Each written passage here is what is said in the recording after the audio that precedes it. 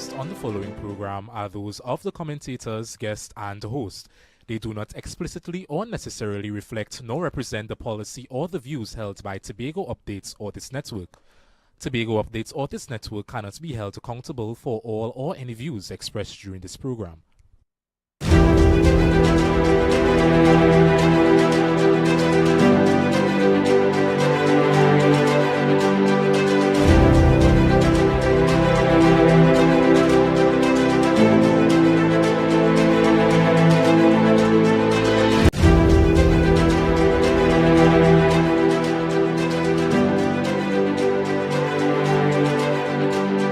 And welcome to another edition of Vox Populi with yours truly, Barrington Skippy Thomas. So again, welcome one and all, welcome all and sundry to another episode, another edition rather, of Vox Populi. This evening, I intend to take no prisoners because, and I want to quote from Cassandra Thompson Forbes, I am able to take the position of taking no prisoners because my integrity is intact. So, we are going to attend on to some matters this evening, and I would leave the most serious of those matters for last. I'm going to leave the most serious of those matters for last. I know some of you are asking me, I could see it. Good evening, Gerard and others. I know some of you are asking me for the link.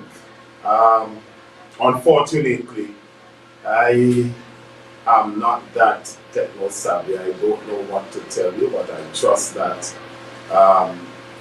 the link would be up or it's up. I don't know how those things work. I really don't, right? So, but I will persevere. I'll persevere. So I want to start by paying tribute to a very special lady. Her name is Selma Alfred. Of course, I would ask that her picture be placed on the screen so that you can see the beauty she was. Indeed,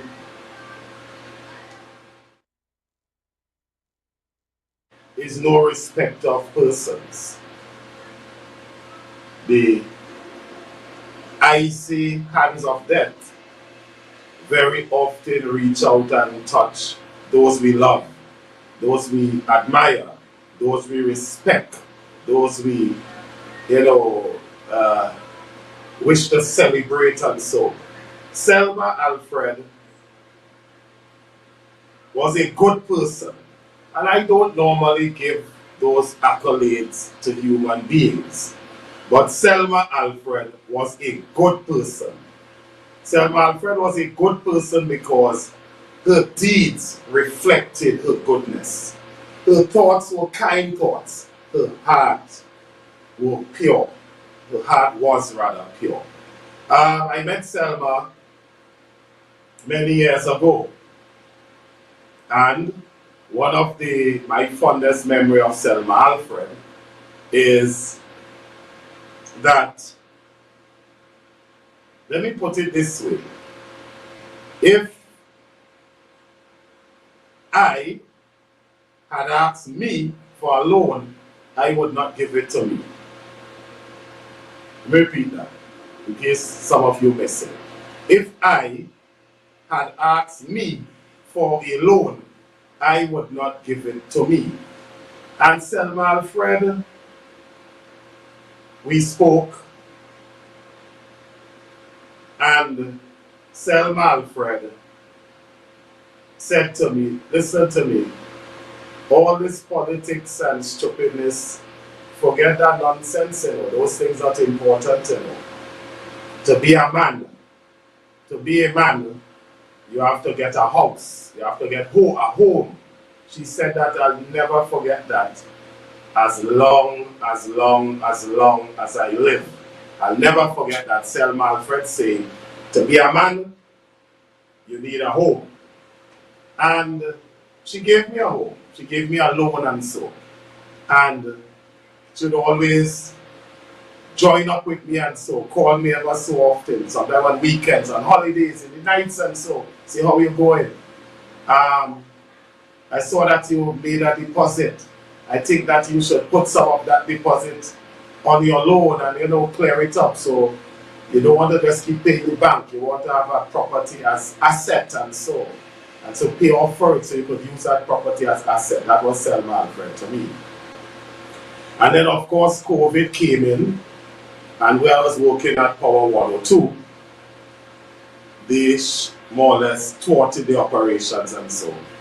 So for 2 years, until now, I've been without a job. And Selma Alfred found a way to assist me to navigate that turbulence with the bank. No better person do I know in that sphere may have walked the earth.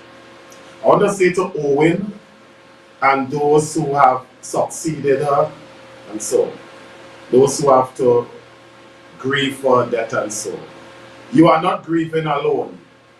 Indeed, all of Tobago is grieving with you. All of Tobago is grieving with you, because I certainly am. I want to be Tintin Jack. I want to be kept apprised of the funeral arrangements and so, because I want to be there in person, in flesh and blood. God being my helper to celebrate the life of a good person, Selma Alfred. So, eternal rest, Lord, grant it unto her, and let light, perpetual light, shine upon her. May the soul of the faithfully departed rest in peace. And to all the relatives, the brother known to me, Owen Alfred, and other relatives and friends and so, it is okay to grieve, but please do not grieve as those without hope, because in the sweet, by and by, we would meet Selma again. Yes, so I just wanted to say that. Then of course, there is the other issue I wish to raise.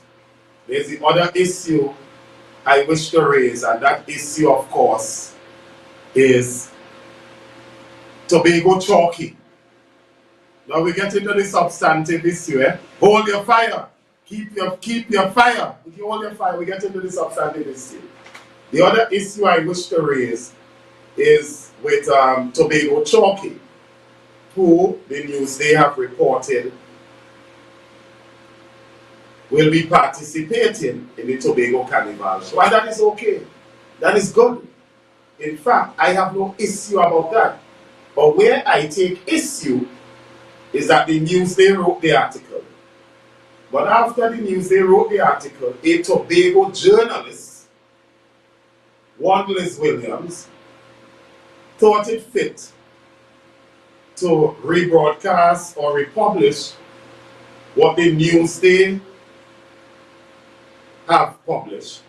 But the difference is, for whatever reason the news they publish it, the news they was subtle about it. But the tenor, the tone in which she had published it, suggested contempt, disregard, arrogance, and supercility. And I have a difficulty with that.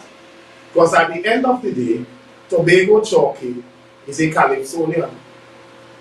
And a man being in prison, or a woman being in prison, a person being in prison, does not mean that the end of that person's professional and social interaction have ceased. It does not mean that their professionalism and so had come to an end. And it would seem to me, if I was Liz Williams, I would have sought permission from the prison officers and prison officials and conduct an interview with Tobago Chalky at the Tobago prison. Because unlike Liz Williams, with the negativity that she attempted to attach to it, right? The negativity she attempted to attach to the individual. The prison only recently had boasted about young Lizama. And put up his picture for me, please, the young Lizama fellow. The prison had boasted about him. In fact, he pled guilty to a murder charge. And after pleading guilty to the murder charge, among many of the testimonials he received, right? Yeah, so it should be up. But among many of the testimonials he received, the young Lizama, and among many of the testimonials he received was from the prison commissioner. And based on the testimonials, the judge, I think it was Justice Brown and Twine, have reduced his sentence to time served and allowed him to go. So prison does not define a man or a woman. Prison does not define a person. In fact, it was Bustamante in Jamaica, one of the revolutionary and founding fathers of Jamaica, said, if a man have not been to prison, then he does not know all of his country. But you see, petty thinkers, and I want to read something for you, just the head of it. Petty thinkers like Liz Williams and others will not understand what Bustamante said, because you have to have a developed mentality to understand that prison is also a place in Trinidad and Tobago.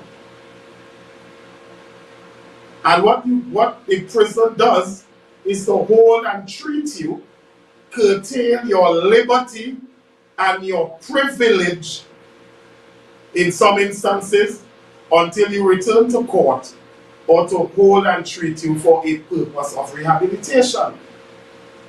And if the prison service, whose approval is needed, and not Liz Williams or the Newsday, saw it fit to allow Tobago Chalky to participate in the Tobago's Carnival Calypso competition, then I mean, what the heck? What the heck? Why is that news? And when it ought to be positive news, there's the effort by Liz Williams and others to turn that into, to convert that into negative news. But you see, in a real country, in a developed country such as the United Kingdom and many parts of Europe, there is a statute, a written law known as the Rehabilitation of Offenders Act of 1974. And what that act provides for is that it's an act to rehabilitate offenders who have not been convicted and or convicted of any serious offense for periods of years, to penalize the unauthorized. And it also provides for to penalize the unauthorized disclosure of their previous convictions. And it also provides for to amend the law for defamation, which simply means if you keep nagging, terrorizing somebody because of their prison experience, after a certain period of time passed, or say that person can sue your backside for a defamation. And of course, for purposes connected therein. And I invite a lot of you to read the Rehabilitation of Offenders Act of 1974. That's law. It's law and good law. But you see, when you operate with pettiness and malice and so, and you go out of your way, right? You go out of your way to dehumanize persons who have had unfortunate experiences in our society, then what we're doing when we do that as a country is to ostracize a part of our society.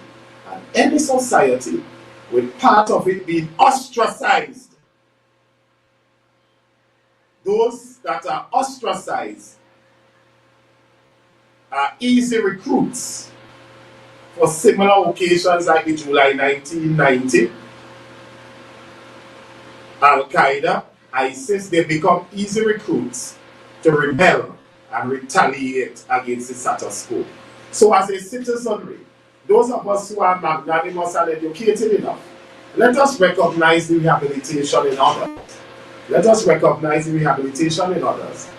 And let us move forward with a society that embraces all and sundry. Because to ostracize would mean that we are igniting the perception, the flame, and the opportunity for dissent. And that dissent could turn out to be terrible for the wider society.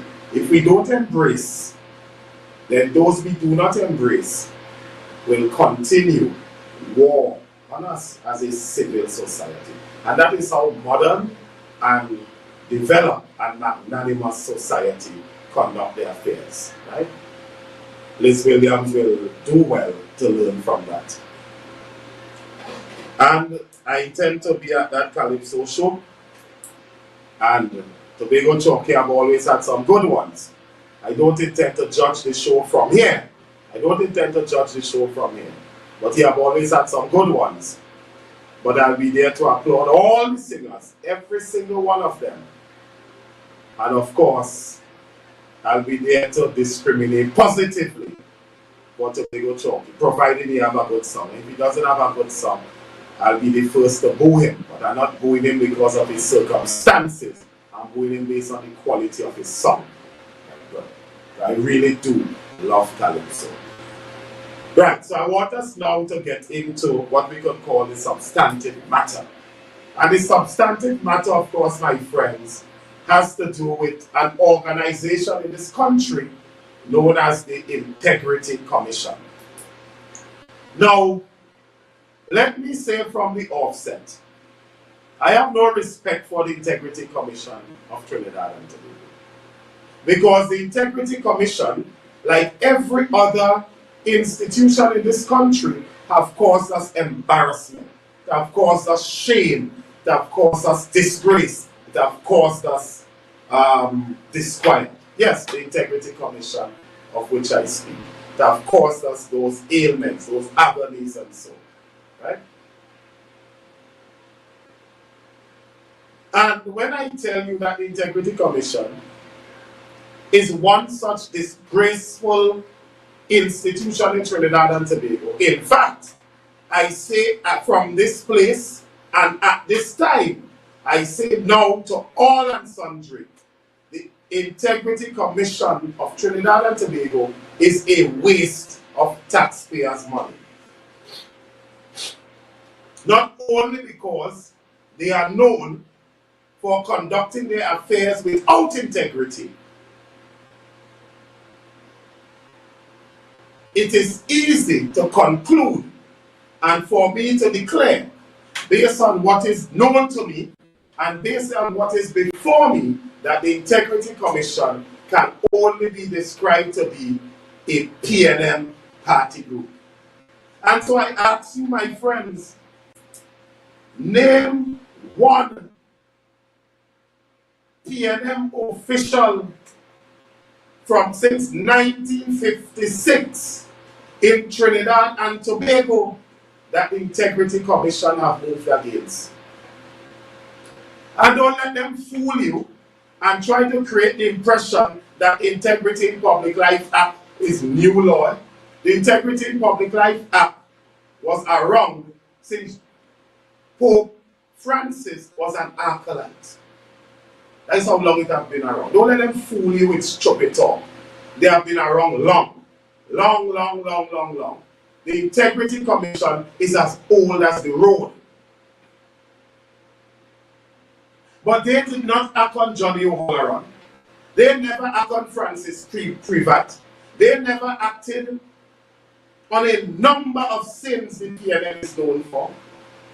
And I don't have the time to read it out tonight, but if I attempt to do that, this show will be over in the next 10 hours. But they acted against Basnio Pandey. They acted against Finbaganga. They acted against Carlos John. They acted against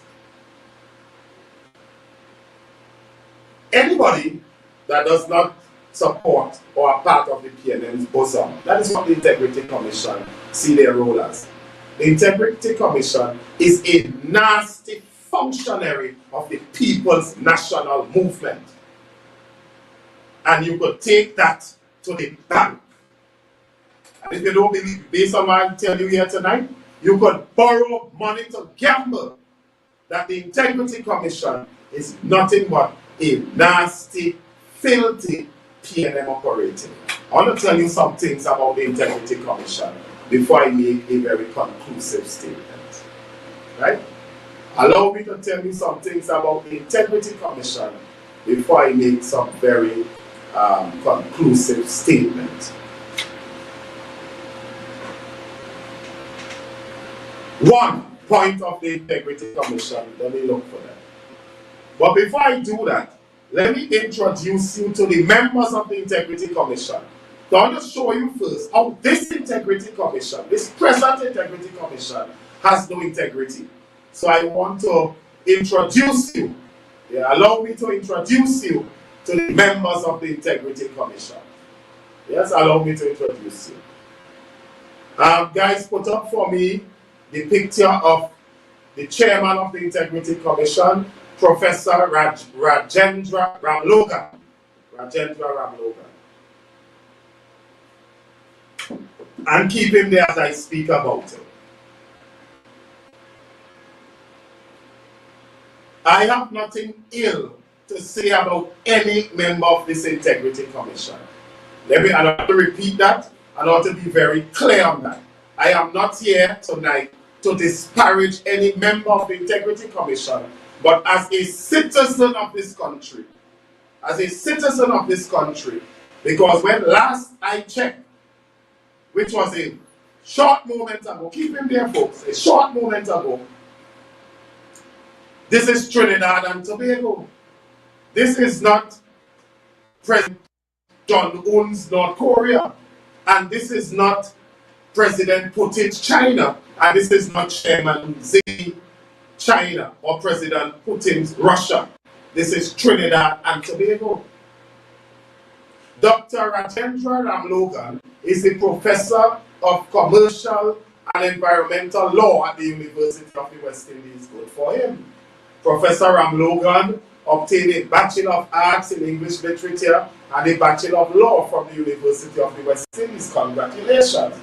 Professor Ramlogan graduated with a Master of Law in International Legal Studies from New York University School of Law. Good for him. In fact, maybe he's a good person to lend me some of his books, particularly since I am now doing a Master's of Law in International Practice and a doctorate in International Environmental Law from the University of Cambridge. Excellent. Professor Ramlogan is a fellow of the Cambridge Commonwealth Society prior to his university career. Professor Ramlogan worked in the local oil industry and also enjoyed a stint as a foreign intern at the highly prestigious Washington, D.C. law firm, Wilmer Coulter and Pickering, now Wilmer Hale. Professor Ramlogan has published numerous books and articles covering subjects such as business law, commercial law, judicial review, sustainable development, international environmental law, national environmental legal system, Trinidad and Tobago and Cuba, environmental health, environmental refugees, international environmental crime, development and the environment, environmental democracy, human rights in Japan, international security, and joint ventures. Now come back to me, guys, before I move on to the other one. Now, as I said, I have no professional beef with the gentleman. I have no issue. I am not going to disparage him in any way, but I raise a question. Now, this is a professor in environmental matters right here in Trinidad and Tobago. But in this same Trinidad and Tobago, every corner you turn, every junction you reach, everywhere you pass, you could see rubbish, litter, drain, the place in a mess. So it would seem to me that this academic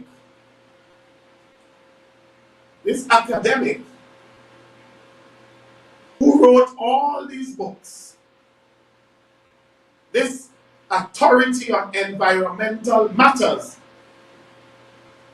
is not known to us in Trinidad and Tobago for really standing out and up for the environment. You could see Carl Hector every day saving turtles, managing fuel emissions and so from garages and so across the island, dealing with matters of the coastal erosions. Environmental is known to us. But we have to know this environmentalist now because he's the chairman of the Integrity Commission. I say no more about the professor at this time, but you'll understand why I'm raising these matters and where I'm going as we proceed. Then there is one, Mr. sorry, Frederick Giles. He's the deputy chairman. Keep him there. Keep him there. Now, Frederick Giles was appointed deputy chairman of the Integrity Commission of Trinidad and Tobago on December 17, 2018. Mr. Giles has served as a partner as J.D. Sellier and Company for 13 years and as a firm CEO for 1 year. He currently serves as head of chamber at the Caribbean Commercial Law Chamber and as an executive member of the Law Association of Trinidad and Tobago. His extensive experience in the legal field spans civil litigation, intellectual property litigation, admiralty law, and banking, securities, and so on. Right? He was admitted to practice in Trinidad and Tobago, Antigua and Barbuda, Grenada, and St. Vincent and the Grenadines. He also served as director of key companies in Trinidad and Tobago and has tutored and lectured at the Faculty of Law, University of West Indies, principal in criminal law and contract law. He's also a certified mediator and has a keen interest in football. Now, I don't know what, I never see him on a football field, no, is he say that, I don't know that. But what I do know, come back to me, is what I do know, come back to me, please. Right. What I do know, I know he say he does play football, I don't know, I never see him playing football, no, he say that, I don't know. But what I do know is this, right? What I do know is this.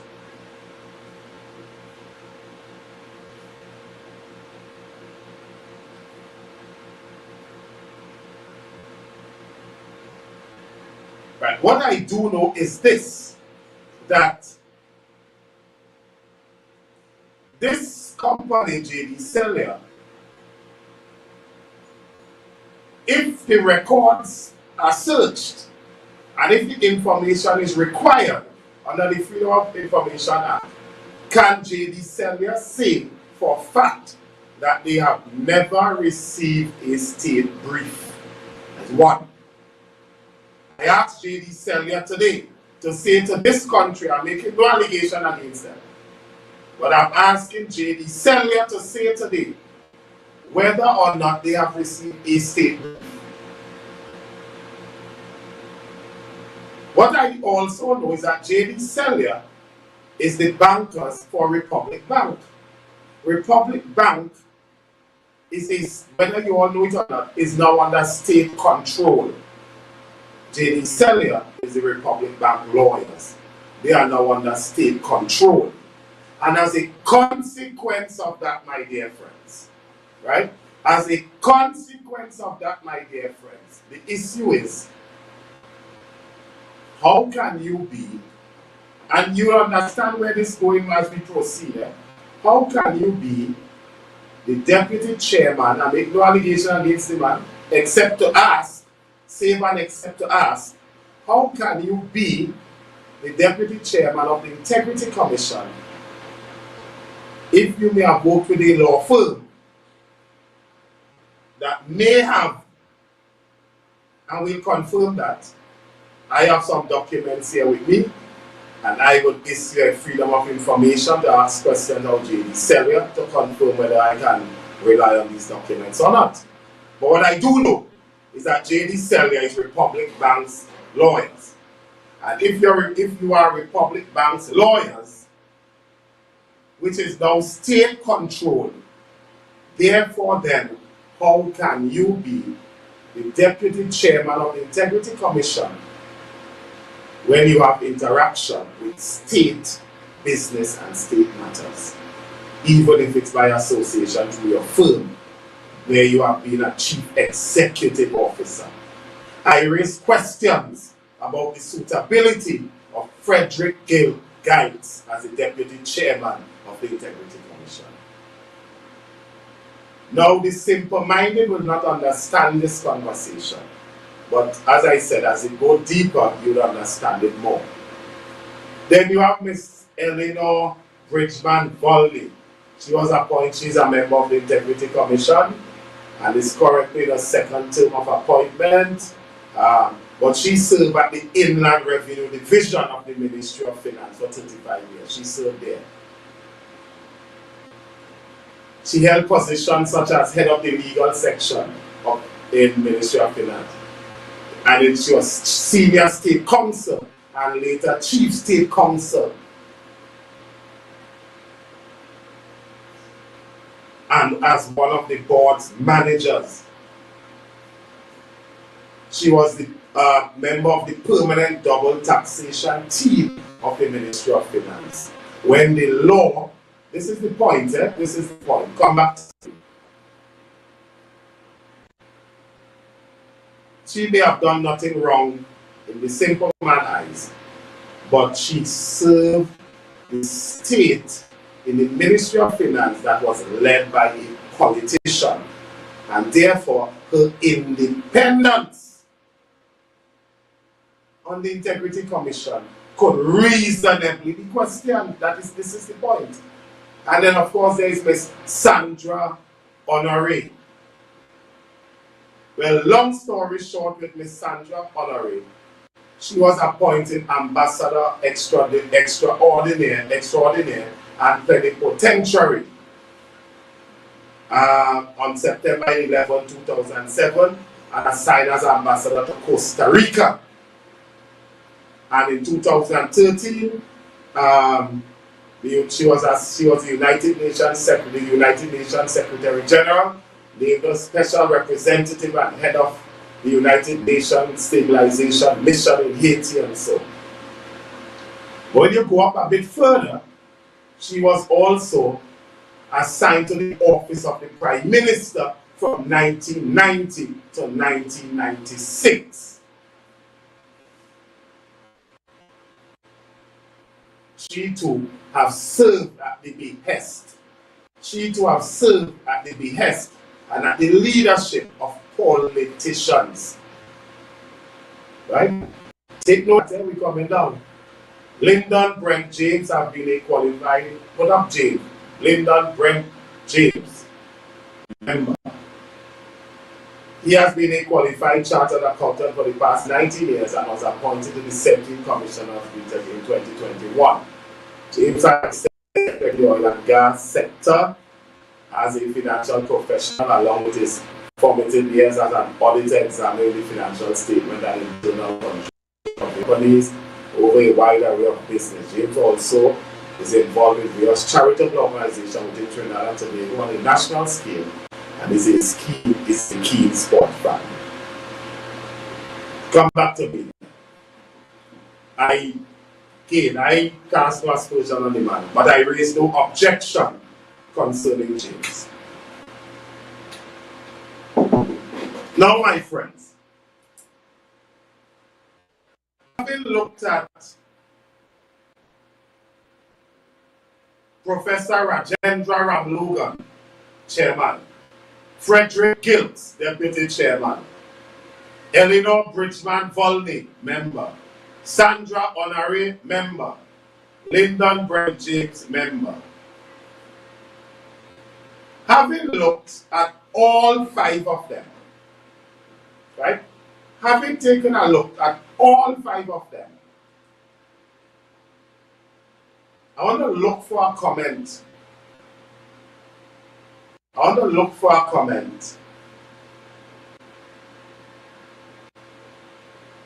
and see if anybody pick up on an issue. But let me tell you what's the issue. Which one of them is from Tobago? Which one of them is from Tobago? Run all 5 of them for me, please, and then you come back to me. Which one of them is from Tobago? And the question is, why there is no Tobagonian on the Integrity Commission of Trinidad and Tobago? Why is there no Tobagonian resident in Tobago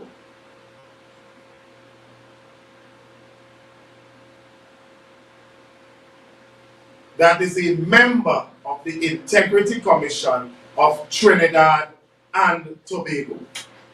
Anybody could answer me? Anybody could answer me? Anybody know why? Anybody care to say why? Anybody could answer? Anybody know why? Anybody care to say why?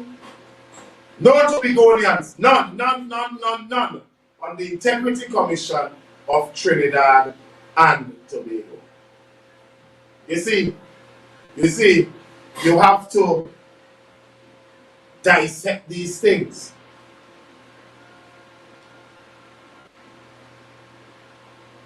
Well, I've asked you the question already. Why no PNM official has ever sanctioned by the Integrity Commission? We made it clear that the Integrity Commission have declared them to be a PNM party group. I want to tell you all some things now about the Integrity Commission that have always operated, known to the people in Trinidad and Tobago to not have integrity. How much of you remember there was an Integrity Commission led by Father Henry Charles? Yes, he was a Roman Catholic priest, Father Henry Charles. That Integrity Commission, appointed by Professor Max Richards, did not last as long as the Red House fire. When they were appointed, the Integrity Commission was without integrity. When they were appointed, the first person that put up the hand and pointed out no integrity in the matters of the Integrity Commission was a former appeal court judge, Justice Zanul Hossain. Justice Zanul Hossain told this country when he resigned, the president told him that he would be the deputy chairman. And when he was appointed, they appointed someone else, one Brathwaite Brathwaite, to be the deputy chairman. And Zanul Hossain, judge, an appeal judge, appellate judge, and so former, retired appellate judge, recognized that if I am appointed to an Integrity Commission to police over the integrity of those in public life, and the president, who is the head of public life in this country, start the process with a lack of integrity, then it's best I drop out. That was Zanul Hossein's statement to this nation in 2009. Then, after Zanul Hossain, the cookie was crumbling. While they were looking for a member to replace Zanul Hossain, the chairman, Father Henry Charles, was found to have been engaging in, Father Henry Charles had a column in the Guardian newspaper. And he was discovered by one Kevin Baldio Singh to have been engaging in plagiarism.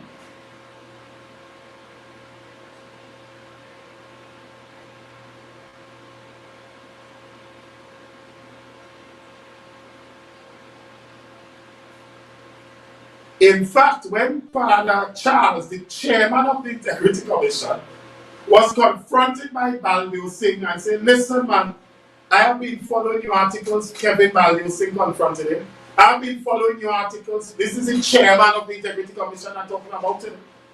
Engaging in plagiarism. You know? So I've been following your articles. But this is plagiarism because you took it from the New York Times here, from the London Times here, and you know, you didn't more or less tweet it, you just regurgitated it purely and claim it as your own work. This is what Father Charles said. Quote. Charles said he wrote to the editor, apart from writing to Baldew Singh. Right, so let me read from the top. Charles told the Express that the matter was brought up with the president before his appointment. In other words, let me read it and then I'll summarize. Charles told the Express that the matter was brought up with the president before his appointment. I told him that this may come up in the press. You need to know this before you go further with my appointment as chairman of the Integrity Commission. And I explained to him the circumstances, and he said it was not enough to keep him from going ahead with what he wanted to do. So it was not as though it was unknown. The president was fully informed about it, and his guilt of plagiarism. The president was fully informed about it and said it didn't matter. And I told the president that if he had the slightest reservation in the light of that, I would step aside immediately. He said, no, these mistakes do occur, especially with academics. And he went ahead with the appointment. I told Mr. Baldew Singh that himself, but that was clearly not enough to stop him, Baldew Singh, from doing what he wanted to do. Apart from writing to Baldew Singh, Charles said he wrote to the editor of The Guardian, Mr. Wilson, and Mr. Lennox Grant. And I put a disclaimer at the end of my last article in The Guardian saying that my mistakes are acknowledged to all the readers, and I said I was making public what I disclosed to Mr. Baldew Singh in private. If you go back to the last article I wrote in The Guardian, you would see all that. And in addition, I brought the matter up with the president. I told Mr. Baldew Singh all of that. I told it to Mr. Wilson, so I don't see what else I could have done. It is not as though I did not acknowledge my mistake or that I hid it from anyone. So, Father Charles acknowledged the allegation of Father Charles acknowledged the allegations of the plagiarism made against him and so. Right? Then, from public pressure, the chairman of the Integrity Commission was forced to resign for plagiarism. Remember, the deputy chairman resigned before, this 2009. The deputy chairman resigned before because the president said, you will be the deputy chairman, but they make him the deputy chairman. And then, of course, Gladys Gafu, she had some issues too, and so she resigned. She had some serious issues too, and so she resigned. So while we welcome, as we expect most citizens will, the appointment of any new Integrity Commission, we cannot be anything but be startled at the apparent sloppiness of the process that only create more disquiet among citizens. One would have thought with the history, and then the other thing, do you all remember, there was another chairman, you all remember them? Gordon Dean, John Martin. They had as integrity chairman, they were chairman of the Integrity Commission respectfully, Gordon Dean and John Martin, and the High Court had to damn them to a ruling by saying that they breached the very act empowering them to perform their functions. We must not forget these things. This Integrity Commission I'm talking about. Oh, then you all remember, this is not the first time an Integrity Commission collapsed, that John Dean was not the second time. Under Father Charles was not the first time. The Integrity Commission keep collapsing over and over and over in this country. You all remember Ken Gordon, as chairman of the Integrity Commission, received a report on email gate, rather than allow the report to be reduced into writing and properly submitted to the commission, he as chairman went on Rowley Port. Well, he said Rowley offered him juice or tea. He said that, so let me just put it. I am not saying he's not speaking the truth. I am saying I do not believe him. Let me repeat. Ken Gordon said when he went to Rowley Port to receive a report from Rowley on email gate, Rowley tell him it's urgent. But you as chairman of the Integrity Commission went to a politician's, you went to the opposition leader's porch, sat on his porch. You said he gave you juice and or tea. I am saying you may be speaking the truth, but I do not believe you. On that juice or tea thing, you said that, I don't believe you. You might be speaking the truth, I don't believe you. But you went there to receive a report from a politician against the next politician. I want you to understand how the Integrity Commission have been conducting its affairs in this country over a period of time. That Ken Gordon Commission collapsed also. One Reginald Dumas, there's an article in the Guardian with him. Your time is running out. That article was in 2015. It was June of 2015, the 15th day of June 2015. Dumas blames politics for the collapse of the Integrity Commission. This was one appointed by President Carmona. They collapsed by abracadabra, and in short, quick time. Integrity commissions in this country have been operating without integrity for a sufficient, consistent period of time. Why did I raise all these matters, my friends? I raise all these matters as we hasten to conclude today's show.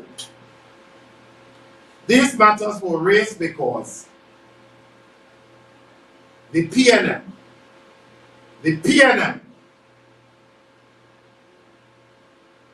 who have always benefited from the Integrity Commission.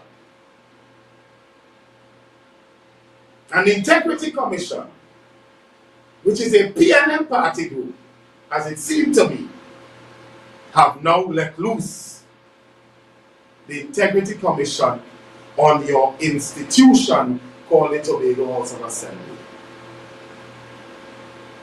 I saw a letter today. So I had to give you, and I hope you understand why I had to walk you through it. Now I know it's academic. I walk you through it academically. And I know some of the PNM supporters and so, bacchanalia is their thing and academics is not their thing. And some people striving for relevance and so on, to be noticed and so on, insert themselves into the conversation menacingly and so on. I don't have time to waste with backsides and backsideness tonight. This is serious time and it requires serious people because Tobago have serious problems, right? So I don't have time to waste tonight with pimps and imps and chimps. Not tonight. Right? I don't have time to waste with that. This is serious time. Tobago people have serious problems and they require serious people to deal with it. Right? So I wanted to bring that to your attention. I saw a letter today. And I know that time because I had to let you understand why questions are settled on the present, in my mind, questions ought to be settled on the present Integrity Commission. Because I could tell you, if you worked for the state,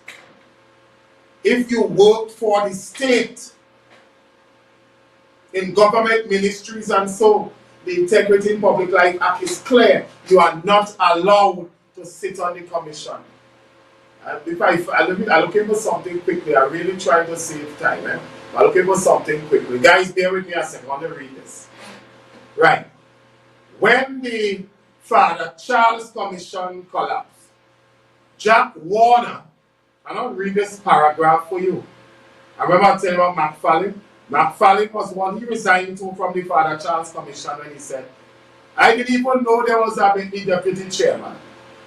But then a new controversy surrounded McFarlane, because McFarlane held a position as Chief Executive Officer of the National Insurance Board. And if you are employed with the state, the act is clear that, and then he sat on multiple statutory bodies. And once you're employed with the state, or you engage in work for and with the state, then the act is clear, like very, very clear. You cannot sit on the Integrity Commission. Cannot sit. You just cannot sit. That is the act. So you can't be working with no law firm.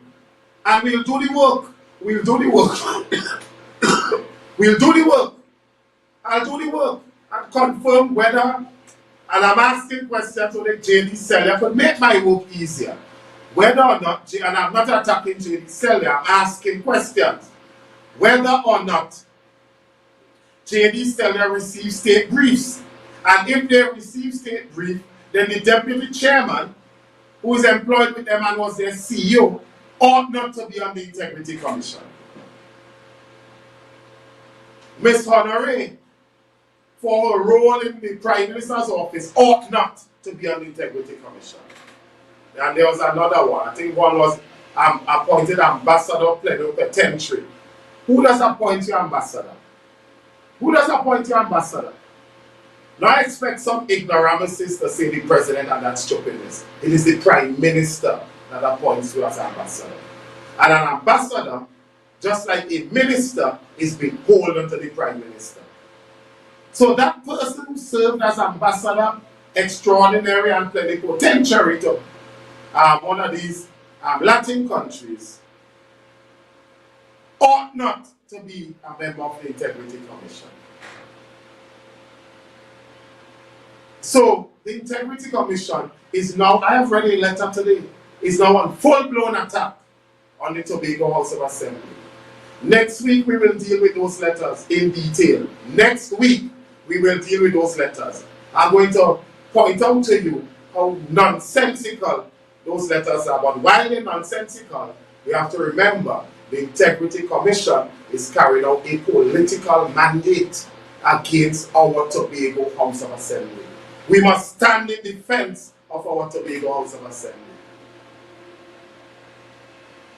Because while the Integrity Commission, that PNM party group, that nasty party group of the PNM, is attacking and harassing the Tobago House of Assembly, distracting them from their jobs, their duties, their responsibilities, and their electoral mandate, who is suffering? It is the people of Tobago. It is the people of Tobago. You all think the 2 Tobago seats that is up for grab is a joke? It's not a joke. I want to say to the Integrity Commission, I have some of the letters. And before the week is ended, I expect to receive more in my mailbox.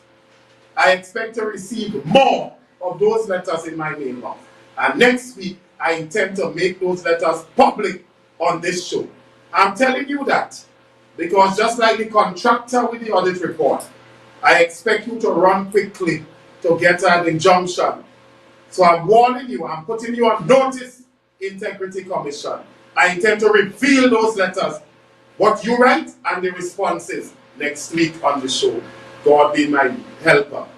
Because enough is enough. Leave our Tobago House Assembly alone and stop that political witch hunt you are engaged in. So I intend to reveal those letters. I serve notice on you that I will be revealing those letters next week. And I intend, I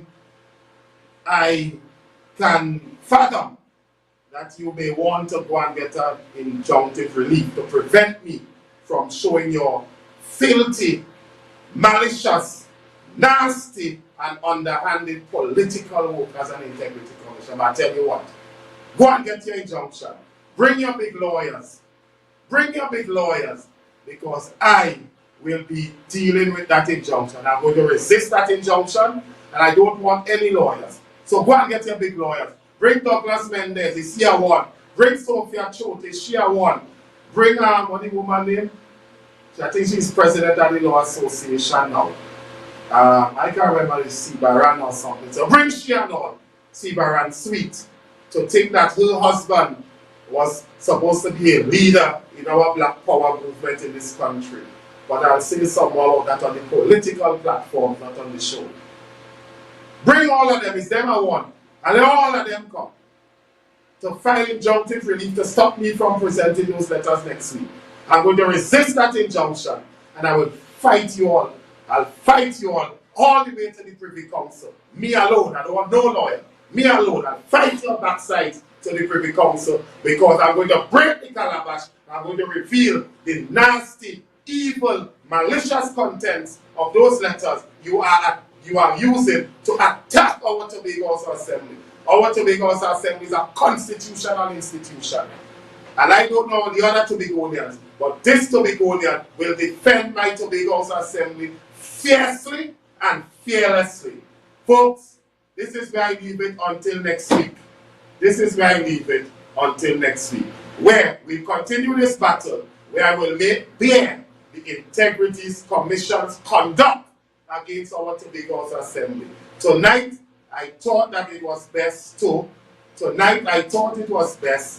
just lay foundation on who is the Integrity Commission, the history of rancor and lack of integrity in the Integrity Commission, and the fact that the Integrity Commission is a PNM party group, and to alert you that they are now on full assault on the Tobago House Assembly.